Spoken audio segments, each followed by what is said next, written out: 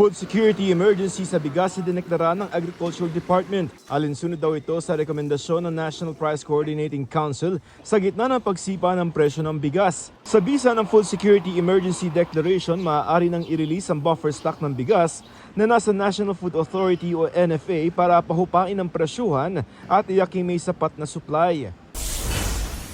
Multang nakalap ng gobyerno mula sa mga di dapat dumaan sa EDSA busway nitong Enero umabot sa lagpas 7 milyong piso. Kanina hinuli ang isang rider na sumemplang pa habang tinatakasan ng mga otoridad. May hinuli ring isang taga-LTO at isang pulis.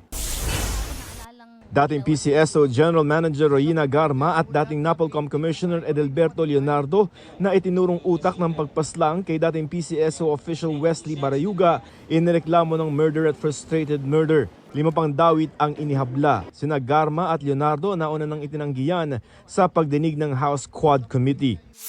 Joseph Morong, nagbabalita para sa GMA Integrated News. Huwag magpahuli sa mga balitang dapat niyong malaman. Mag-subscribe na sa GMA Integrated News sa YouTube.